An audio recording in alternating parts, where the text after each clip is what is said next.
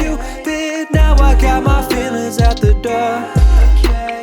Man, I feel so stupid. Romance, I ain't fluid. Wait, could you teach me thing or two more? Hello everyone, welcome back again to my channel, yaitu Cempis Diary. Jadi hari ini aku mau memberikan sebuah sharing tentang how I study for my exam, atau cara aku belajar saat ujian, terutama di koas. Menurutku sebenarnya cara belajar sangat bergantung dengan kenyamanan masing-masing. Beberapa orang sangat nyaman belajar dengan dalam waktu singkat, dan beberapa memilih untuk belajar lebih lama. Terdapat juga beberapa orang yang menggunakan tipe belajar dengan mendengarkan, menulis, atau membaca. Sangat bergantung dengan kondisi masing-masing. Tapi di sini aku mau membagikan cara aku belajar selama koas. Pertama yaitu mengumpulkan semua sumber-sumber, yaitu dari buku, slide, dan jurnal, rekaman, serta catatan. Aku bilang kalau aku bukan tipe yang bisa tenang kalau belajar hanya dari satu buku, dan memang di kedokteran juga diajarkan kalau we need more than one sources. Jadi aku lebih menyukai cara belajar di mana aku kumpulkan dulu sumbernya dari buku, website, jurnal, atau slide, kemudian aku jadikan dalam satu catatan yang aku buat dengan bahasa sendiri dan aku mengerti dengan caraku. Yang kedua, aku belajar selama 3 sampai dengan 4 minggu sebelum ujian, dimana aku ini memang tipe yang tidak menyukai cram session atau belajar dalam waktu jangka pendek dengan jumlah materi yang banyak, karena yang aku perhatikan selama ini aku nggak bisa fokus kalau terlalu lama dalam waktu yang panjang. Yang ketiga adalah aku mencatat semua kembali dalam satu catatan.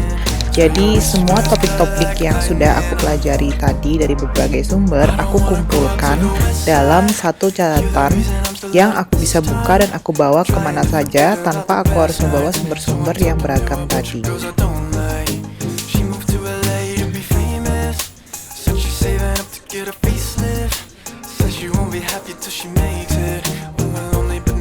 Kemudian yang keempat adalah aku mengerjakan pertanyaan-pertanyaan mengenai topik yang diujiankan sambil membuka catatan.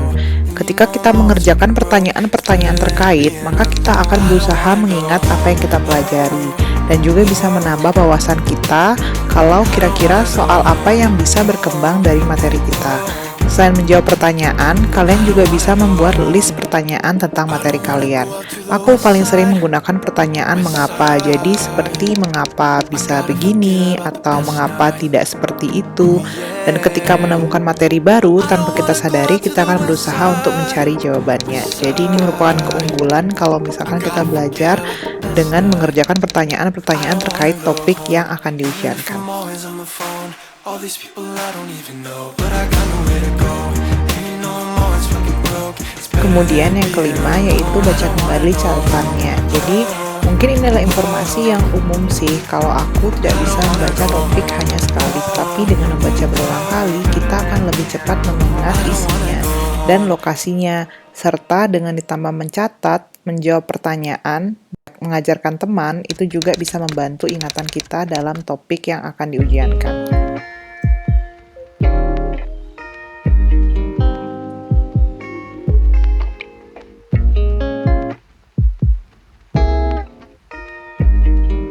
Kemudian yang keenam yaitu menjelaskan kembali topik tersebut kepada banyak orang.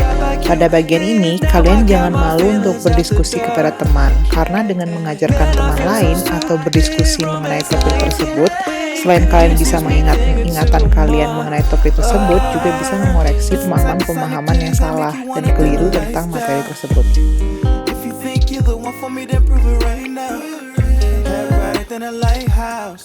Like how I let her pipe down. Top middle hitter, we're pulling off on the back now. Shine now, feel that error that flies by day. Look at this from Cupid. Said I got the juice, the man of your dreams. Things is lucid, oh yeah. See the persistence. Surf house a nuisance. That was just my 2 cents. Shawty, you like you. Pigs, man, got shot by Cupid. Now I got my feelings at the door. Man, I feel so stupid.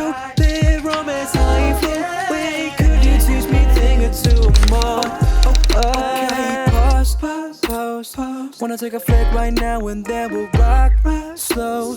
Cradle me back and forth, baby, need a Terakhir, ini mungkin bukan merupakan sebuah tips, tapi ini lebih kepada cara aku belajar, yaitu aku tidak bisa belajar lebih dari jam 12 malam.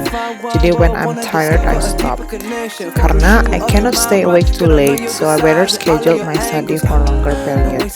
Daripada harus begadang dan belajar hingga pagi besoknya, aku lebih baik membagi waktu belajar menjadi sesi 2-4 jam dan dilakukan pada siang dan malam karena kondisinya tuh sedang online ya sekarang. Tetapi kalau kita offline tentu beda pembagian waktu belajarnya, jadi kita lebih ke malam hari. Dan apabila besoknya ujian, maka aku akan belajar sebentar di pagi harinya sebelum ujian, walaupun kadang tidak ada satu hal yang bisa masuk juga sih. Tapi yang aku tanamkan dalam diri aku adalah kita sudah selalu menghadapi ujian, bahkan dari saat lahir juga sudah melewati penilaian, yaitu apgar skor. Sudah terlalu sering dinilai dan menghadapi ujian sejak SD hingga saat ini, sehingga walaupun perasaan tegang, kita harus yakin bahwa ujian akan tetap terjadi dan harus yakin bahwa kita bisa melewatinya. Jadi tetap semangat karena apapun yang terjadi, lulus atau tidaknya adalah kehendak Tuhan. Yang bisa kita usahakan adalah usaha sebelum terjadinya ujian, yaitu belajar. wanna tell you everything. On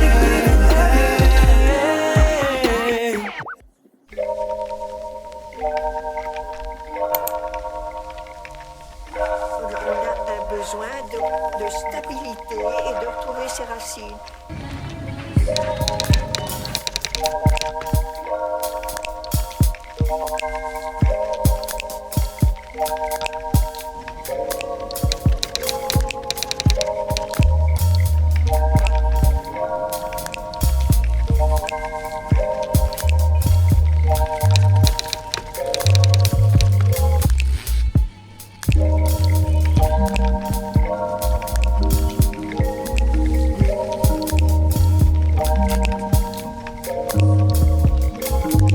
On est content de les retrouver.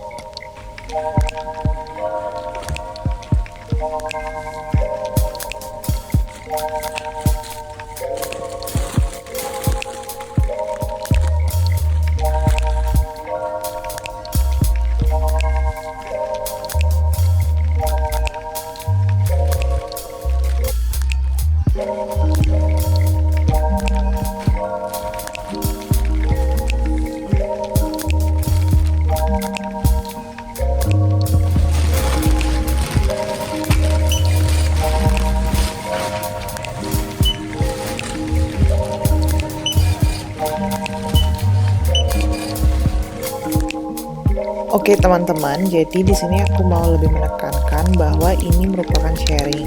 Jadi bukan mengajarkan mengenai cara belajar yang paling baik atau paling efektif. Karena masih banyak orang yang lebih keren dan pencapaiannya lebih luar biasa dalam prestasi belajar. Tetapi koas memang lebih banyak prakteknya daripada saat masa preklinik. Tapi kita juga harus dapat menguasai teori. Sekali lagi, ini adalah bagaimana cara aku belajar pada saat ujian dan penekanannya adalah di koas. Banyak juga sih teknik belajar yang efektif untuk ingatan jangka panjang. Tapi aku belum pernah mencoba untuk mempraktekkan teknik-teknik tersebut. Seperti teknik Pomodoro, Feynman teknik, dan lain sebagainya. Jadi semoga bermanfaat bagi teman-teman yang mau masuk kedokteran, yang sedang preklinik, atau teman-teman yang sedang koas atau yang mau masuk koas. Di sini sharing aku adalah how I study pada saat aku sedang ujian. Terima kasih.